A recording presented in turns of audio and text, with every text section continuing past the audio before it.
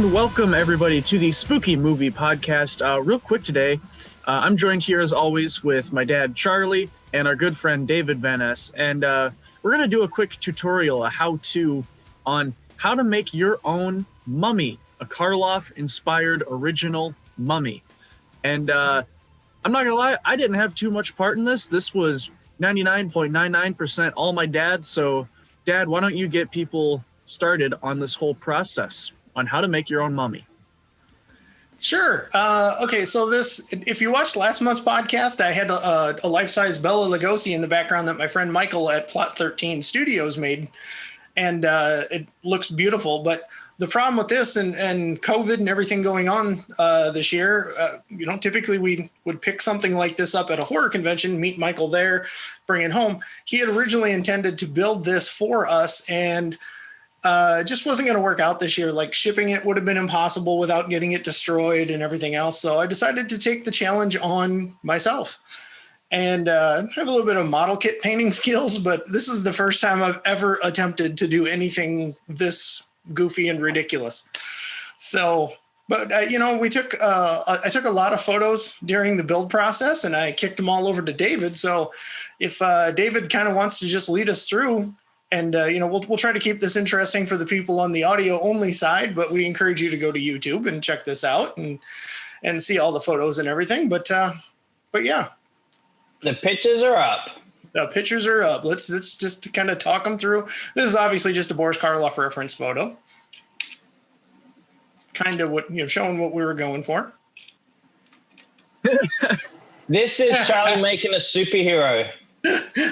So anyway, this is how my dad wishes he looked. He's bald-headed and beautiful, just like me. Yeah. So basically, you start out with a mannequin, and that's what we're showing right here. And this thing came off eBay, and the reason I bought this particular model was he was tall, thin, and had positionable elbows, so we could kind of cross the arms like Boris Karloff does in the film. But I did not expect it to come in wearing some weird bondage mask. So I was a little creeped out. So the mask, you didn't do the mask. I did not do the mask. I bought the mannequin off eBay for, I don't know, it was like $130. And that's how they shipped it. What? It comes with the free mask. All right, moving on. Here he is in pieces. You can see the joints and the elbows. And again, trying to keep this interesting for our audio people. But for those of you on YouTube, you can see it all. And we encourage you to do this. He literally comes in a box that was about, maybe 3.5, 4 feet tall, and just various pieces, all fiberglass, and even comes with a base that you can stick in his foot, which didn't really need in this application. But it's cool to have, if you're building other at-home monster or superhero props or whatever, putting costumes on. So this photo here would be the Boris Karloff sculpt. It's a Henry Alvarez sculpt. Actually, we bought it off of a company on Facebook called Muckle Bones. And the best part about this is the head is solid on the outside. It's foam filled on the inside, which, we'll talk about later. And it comes with the hands, because I have no idea how to make a pair of mannequin hands actually look like the mummy's hands, all distressed and cool. So it's a good place to start. Muckle Bones is really cool. I actually met Muckle Bones at the Spooky Empire convention. Really cool guy.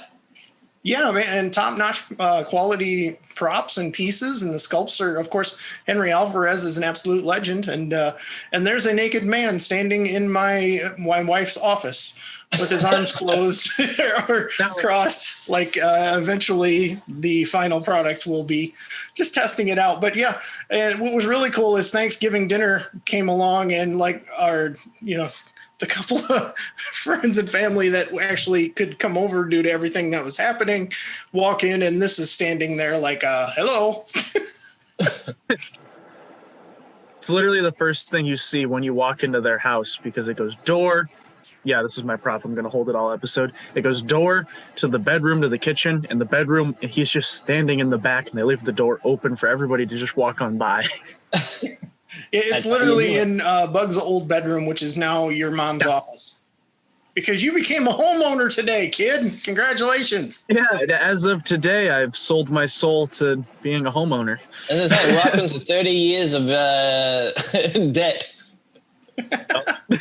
It's going to be magical. But And anyway. you can build your own horror props. But yeah, now that I'm a homeowner, I can like paint my walls whatever weird color. I went with purple because Haunted Mansion, and I could throw holes in the walls to put like cool stuff up, and I can distress things, and I can do whatever I want. It's way better than renting where you don't really have a say in anything. Yep. Cool. You can make your own mummy prop here. So what you see here now is literally, this is foam from our local Menards. It's 2-inch thick base foam and 1-inch thick, and they're all just 4x8 sheets. And just literally got some screws run through the back with some Gorilla Glue. You spray one side with Gorilla Glue or coat one side with Gorilla Glue, and you spray a little water on the other side, screw them together, and it forms a rock hard surface that will not come apart. So you better make sure you get it right. But these are just the basic panels. Kind of one side is cut to a shape and fits in the corner of my wife's office. Just starting to distress this here. I actually bought a hot wire sculpting tool, and honestly, I did a lot of this with just a drywall saw, a cheap little $3 Menards hand tool drywall saw, and just start roughing up the edges and scratching in some cracks and things here and there. And the inside is still smooth, but you'll see later how that becomes more like sand or concrete. Just more details. And again, this is the middle of my kitchen. I don't recommend doing this in the middle of your kitchen. Lies. You're doing it again next time. Never say never, but I'm going to try not to. Yeah. How in specific are you just chunking out the sides like that? Because like you had a perfect square earlier. Are you legit just taking a knife and going through and chipping away, adding a distressed look? Or because I've always felt when I purposefully try to distress something on an art project, I somehow managed to make it look manufactured terribly instead of distressed naturally. The trick to me is to not be careful about it. Just start hacking. That like if stone is being water worn, it's going to go down because gravity pulls water down and it will erode things that way. But yeah, just don't be too careful, and you can chip, scratch. It's like a Bob Ross thing, man. There's just happy accidents. If you make a mistake, you just gouge it out a little more until it looks the way you're happy with it. This is the same piece now out of our kitchen, and you can see like on the bottom pieces and stuff, I've hacked away some more of the corners and rounded things off. But literally all I'm doing is spraying this with a water bottle, like you would use on your cat if it was being naughty. Looking at you, David. You're welcome. Like, bad kitty, spray. So that's what you're doing. You spray this with a little bit of water and a blowtorch, and you just keep going down the panel a little bit at a time. And it tends to leave it burned up and looking like stone. It creates this weird texture, and it's really cool. And it's a fast, easy, fun way to do it. And at this point, how much time do you think you have in the project? You don't want to know. Too much. But yeah, you can see like I'm starting to burn around the cracks and stuff in these photos. And, you just, again, don't be too careful. Just have fun with it and, do as little or as much as you feel. And you'll see all this detail and stuff come out later in the paint. But this is it's a good way to do it. Just home styrofoam. Another Boris Karloff photo. This is me sitting in the TV room downstairs, just snapping pictures of the screen, trying to get basic shapes and doing what I can with it. Oh, another naked dude. Okay, so for you people who Googled YouTube or searched YouTube to find making a mummy, and now you see a naked guy in front of a bunch of Rick and Morty pinball machines. This is me on a Saturday at the shop when the shop is empty, and I'm just laying my naked crossed-armed mannequin in the general position that I wanted to make a sarcophagus to go with the mummy and a backdrop. So it wasn't just a static prop sitting in the corner because, mummy in the corner of your house is cool. But yeah, you're looking down an entire row of Rick and Morty games in production with a naked man laying on a chunk of styrofoam. That's very exciting. So you can see here, I kind of just roughed out the shape of a sarcophagus, trying to round the corners. And that's the first piece I cut, and then use that as a template, basically. And David wants to go to the next photo. You're going to see these are all the scrap pieces. There's the wall backdrop base for all of this, and making a lot of surfboards, basically. It looks like the coffin lids. But it's just the inside shape of the sarcophagus and all the sheets of foam I used. You went through about how many sheets of foam for this? It was about a dozen total. And the sheets run, $15 to $20 a sheet, depending on thickness and type. So gives you a ballpark of what I got into it. It's not terrible. Basically what I did was I wanted depth, and I couldn't find a way to kind of heat and bend the sheets in one piece. So what I did was I basically made it about a 4-inch thick layer, and then just stacked the layers. And it's 2-inch foam, so obviously 8 inches times 2 gives you a 16-inch depth, and that's about what I wound up doing. And then the last piece, I went a little bit thinner than that, which you'll see why later. So, but yeah, that's basically giving you the gist. There's the guy standing in a sarcophagus, and those pieces are just leaning up against a bunch of pinball pallets. So what were the workers saying in the office? I did this when they weren't there on the weekend. Very good idea. It created more foam particles than you can possibly imagine. I must have vacuumed the shop out 3 times in that one weekend, just because I didn't want the workers to come in and have to see it and deal with it.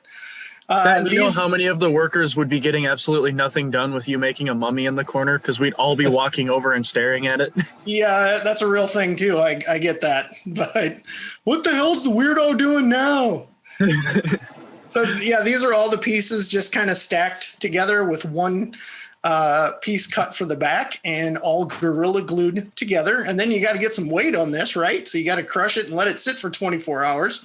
So what do you use? You use on a cabinet. Yeah, you use broken pinball cabinet parts and some pallets and what do you got? A hand truck and a shrink wrap roll, whatever we got. I just threw it all on there to weight it down and kind of hold it together, and put a bottom on it too. There's the bottom. Yep, and there you go. That's basically the shape of the sarcophagus. Now, yeah, the bottom could have been a little bit more narrow if his feet were together, but it wasn't the way the mannequin was made. And honestly, I kind of wanted him more in a standing position anyway, because you only see the mummy wrapped in the film with his feet together for such a short time. And then after that, he walks out of there. And, for every preceding mummy movie after that, or following mummy movie after that, his legs are always wrapped individually, which never made any sense, because his legs were tied together as one, and then all of a sudden they weren't. So, but yeah, there's rough photos we're looking at here right now. And again, sorry for you people in the audio side, go check it out on YouTube.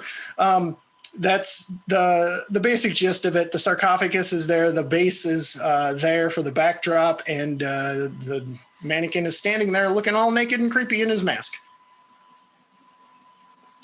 Different angles of creepy mannequin. Yeah. And what I'm showing on this one here is I didn't want the sarcophagus standing straight up and down, because it would look weird. It needed to be leaning against the wall. So what I wound up doing was taking a hot knife, and you'll see that in the next photo, David.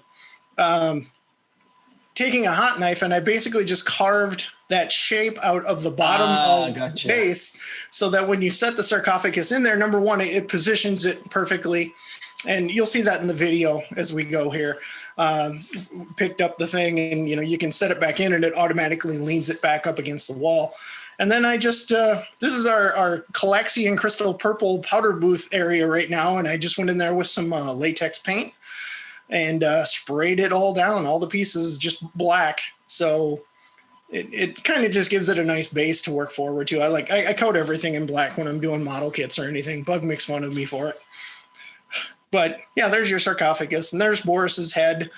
Probably shouldn't have done that in such a deep black, but it worked. It worked. And again, these are the muckle-boned hands. This is in our little spray booth in the pinball shop. Not that you can't do this in your garage or outside or anywhere else. You got to spot to do it. And yeah, man, it's just base coating everything black. And then I kind of start working washes and dry brush and everything out from there. This is being just test fitting the piece. It had to fit between the wall and the door in my wife's office again. So just, yeah, making sure it did, and haven't done any detail work at all to the back wall yet here, and just starting to work on the face for Boris Karloff. So yeah, just various shades of gray over and over again. I did a lot of green kind of moldy washes down into the eyes and the cheeks and the lips and stuff, because I figure, he's going to be growing mold if you've been sitting in a tomb for 3,000 years. So made sense. So when you're deciding on how to go for the shading for this, are you, I assume, just looking at colorized images of Karloff on the internet? Because I mean, the movie's in black and white, and I was thinking about this while you were sending me these pictures, was how do you know what colorization to go for? Because we obviously don't know just from looking at it black and white all the time. Yeah, that's a real gray area. See what I did there? Black and white. It's kind of artist interpretations. Like if you look at the Basil Gogos paintings and stuff from Famous Monsters, they're very colorful. And if you look at the Mike Hill statues that he's done of Boris and Jack Pierce together, they're very singular kind of gray. I really wanted something a little bit in between. So I kept Boris's face and hands a bit on the gray. I've seen a lot of model kits done that way. And I've always kind of just liked that look. So yeah, I mean, it's really up to you and what you want to do. The fact that it was black and white and this is going to be in color, you could do it in all black and white and shades of gray. It's nothing wrong with that whatsoever. But I did want to give it a little bit more color. So, well, I can see some green in that one. So obviously we're gonna. It's there. It's very subtle. This is all stuff you see in person more than you do like in photos. It's really hard to get the coloring on the bandages and stuff to show up in photos. But yeah, you can. There's purples. There's greens. It's just washes and dry brushing. A lot of dry brushing. I do have airbrush tools, but I'm not very proficient with them yet. Is that liquid cheese? Yes, I think that's actually dog treat. Peanut butter for dog treats, yeah. Yep, that's what it is. That one hand didn't want to stand up by itself, so I had to use something. We're getting closer to the finished product there. You can see I've done the hair and stuff, and I did that kind of in a singular shade of a lighter gray, so it would stand out more, but it's getting there. That's just, just there. Now we're really starting to cook here. This is, I believe I'm adding the matte, and it looks glossy because it's wet, but it's just a matte finish, acrylic clear to seal in all the paint. And that's a terrible photo. I'm sorry. That's very blurry, I think. No, you're just getting old. Could be. Yeah. So you can see I'm starting to detail the backdrop and just doing various brushes and washes. And again, a lot of dry brushing. It's all latex acrylic paint. Just it's interior home paint is all it is, because you use a lot of it. So, I'm not going to use your little craft jars of paint. You got to go out and get a good quart or half gallon or whatever you can find. And just test fitting. And again, here we are now. We're drywall mudding the daylights.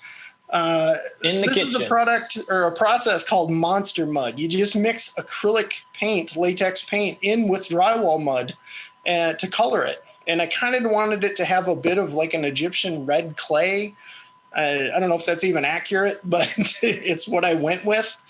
Won't lie, with the first batch I mixed up, it kind of looked like pink frosting. So I had to take a little of the red out and put a little more black in it. But it's literally just coating layer after layer of drywall mud, kind of hiding the seams a little bit. They probably could have been better if I'd have done 2 or 3 different, coats over and over and over. And or 2 or 3 more, I should say. I did, I don't know how many coats of mud. It was a lot. There's a cat. The cat is an interesting story. He's just an added little kind of Egyptian gold statue prop that came from our buddy. Have a friend that owns a coin op business, and he buys a lot of unusual stuff. And this was all parts that was on, I believe it was a coin pushing game but it was some kind of a weird prototype one that was bigger, and it had 3 cats and all these King Tut heads and the little sarcophagus and the eye of, just all this stuff was on there. Anyway, he had saved it all. And I managed to get his dad to donate a few pieces to this, which look really cool. And I don't know for sure what I'm going to do with it all, but eventually. And this is D-Day here.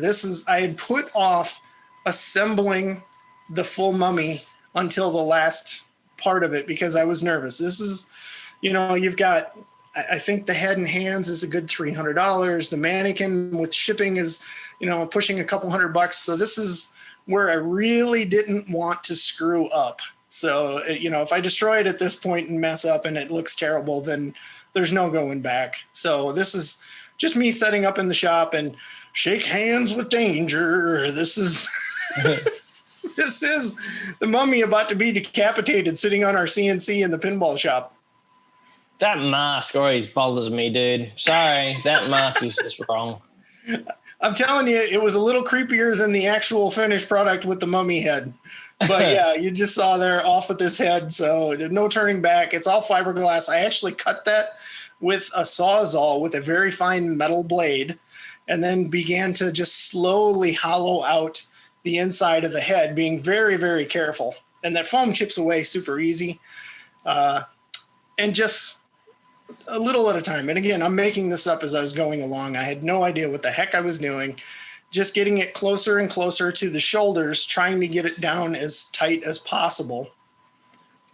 And you can see at that point, I've cut away almost all the foam, and it's literally down to just the shell sitting on the shoulders, and got it down to the point where I was pretty darn happy with it. There's, from that angle, you'll see that the head and neck kind of stand up a little higher than maybe they should.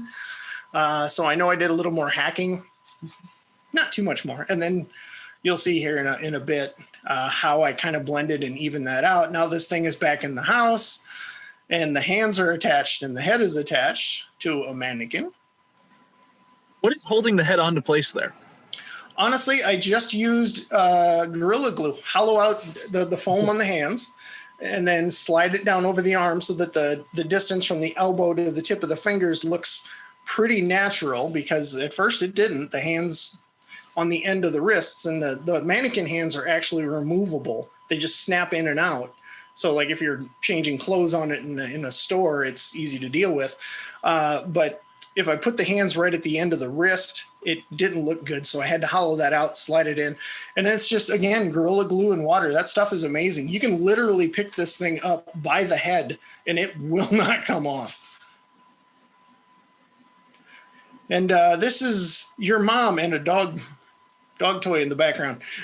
Your mom, we cut 8 yards of, it's called muslin fabric. It's kind of like an Egyptian unbleached cotton. So it's very similar to what they would have used at the local craft store. And this is what all the fashionable mummies are wearing this year. That is completely untouched, and just kind of wrapping it out to see if the head and the neck were going to line up properly, which they still didn't. And I addressed that. So,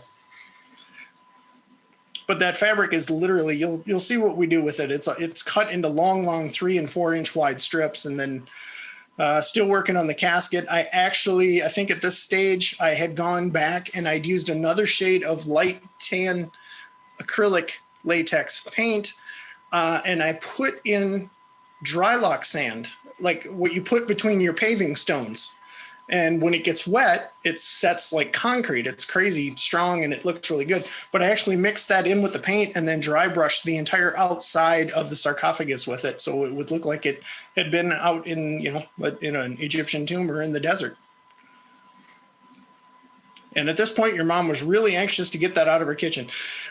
This is all the fabric cut into 8-yard long strips, 3-4 inches wide, and then being boiled in coffee and tea to stain it up and distress it. And then it kind of makes the ends come apart and stains the daylights out of it. And it actually worked really, really well. So these are... Did it smell good? It actually, it does, yeah. These are little strips of what the original fabric looked like. They're all nice, neat, and clean. but obviously wasn't the case once you boil them in coffee and tea. And this is, again, just kind of test fitting it. This is the first time I had the sarcophagus completely to where I was pretty happy with it. And wanted to set it on the base in your mom's office and just make sure it all fit together and looked good. And David's got some video of us actually taking this apart. The whole thing comes apart into 3 pieces, 4 if you count the cat. So it's actually movable and it's not bad. This is what I was talking about. The pink frosting on Boris here is to even out the head, neck, and shoulders. So it kind of looks a little bit more natural. That's actually just spackle. And it claims it doesn't shrink or crack. It did not really shrink, but it definitely cracked. It didn't really matter because it was going under a bunch of bandages, and its only job was to even that all out. You can see there in the photo I did the chest, the neck, all around the wrists to make it look more natural. And there's all the strips that have been boiled all over the kitchen floor, and there was coffee grounds in all of it that you couldn't get out. And we're still vacuuming that up, so that's fun. More of the same. And then these are the positionable elbows. You can actually just loosen the nuts and stuff, and you can bend the arms in and out, and you just kind of lock them into as close to the, as you can get them or want them for positioning. And then you throw your naked man up on a coffee table or a card table and start figuring out the wrapping. And it honestly took me hours of studying what like Mike Hill had done, the old photos that are in existence of Jack Pierce. This is the worst of the Universal mummy films. It's called The Mummy's Crotch. That is a gross looking diaper. Yeah, you basically have to kind of wrap him in a diaper. But studying all the photos that of the Jack Pierce original wrap, you can tell which way he was wrapping, what got wrapped first, and obviously it was like his groin area and his around the armpits, and the neck was wrapped, and it layers itself kind of out that way. And I just put adhesive strips on the mummy to hold the bandages tight. And again, the lighting here, I was using a super bright dual LED thing, and it looks washed out, like it's not really distressed or anything, but it truly is when you see it in person. But just, yeah, it took me probably 4 hours to wrap the mummy, just one piece at a time and in different sections. You can see I've started to do the arms here. Okay, so let's say this mummy gets possessed somehow tonight and it starts moving around your house. Are the wrapped bandages going to stay on him very long if he starts moving? Yeah, absolutely, they will. Yeah? Yeah, the I always wondered how the hell they keep that actually on Karloff when he's moving around. I don't know exactly what Jack Pierce did. I'm assuming there was some kind of, and I've seen other people that have done like a life-size mummy like this before. And I think what they do is they basically do a wash of like white or even yellow carpenter's glue with paint or with water, and you spray it because it will literally set it in a very clear, you don't see it. If you use carpenter's glue, it might yellow a little bit, and that's fine, to kind of lock it all in. And I really thought about doing it, but I kind of decided to just leave well enough alone. And again, this is just kind of test fitting some draped bandages and things, and just getting pretty close to the final product here. And again, when you see this thing in person, the staining and stuff is much more dramatic. I think the video captures that a little bit better as well. Yeah, and Bug, thank goodness he took a lot of video of this here today. But yeah, that's the mummy standing in the kitchen, fully assembled at that point. And I know the ring is missing. The ring is on the way. I'm gonna have to cut that and fit it over. It's actually this finger on his right hand is where the little, it looks like a beetle kind of ring, but it's on the way. And yeah, and just, you can see as David shifting the photos here, it's tight in the back. Probably not perfect, but obviously, even though you're never really going to see the back, I still wanted it to look like it did in the front, and it was tight, and it's as have mummy to give him such out, a harsh wedgie. I'm sorry, he does, yes, on purpose. I literally had to put adhesive in his butt crack so that it would look, well, as they dry out, things are going to stick and pull, and it's going to get tight to the skin. You're thinking too much about it, Charlie. You're thinking I know. too much. I spent a lot of time thinking about his crotch and butt and everything else, trying to make it look as mummy perfect as possible. And yeah, this is the first time I set everything in together, and still going to add some, like if you'd look to Boris's right-hand shoulder, there's going to be some hieroglyphics on the inside of the sarcophagus that are scratched out, because that's what kept the mummy in the 1932 film from crossing over. And so we gotta do a little detail work on the inside of it, but I'm pretty happy with it. There's a black and white shot because why not? Gotta be artistic. Yep. This is the original head and hands, and we also have a medallion that my friend Michael found to go along with it, and that's hanging on the cat right now behind me. Yeah, more just to reference photos again, me finding anything I could online to kind of make it look as authentic as possible, and that's it. And then David can show the video here while we talk about it, and I hope it helps somebody. It's probably not the greatest tutorial video. If we wanted to actually show somebody how to do this, I'd have been smart enough to have Bug standing there with the camera the whole time, but I really didn't want a guy with a camera watching me. I didn't have 30 hours laying around. What? I said I didn't have 30 hours laying around to come shoot the whole process. Yeah, it was a lot of work. Charlie needs to learn some more things about pre-production. Not like, hey, this is a good idea. Let's get it out tomorrow. Oh, okay. Well, our motto is always David can fix it in post, right? Yeah, absolutely. Absolutely. May your days and nights be filled with giant creative mummies too, and hope you liked our little how-to thing. We've never really done one of those before, so that does it for us here. Thank you everybody for tuning in and listening. Hopefully you learned something with your mummy projects that I'm sure you all had going on. And be sure to tune in next time, and thank you everybody. Have a happy holidays.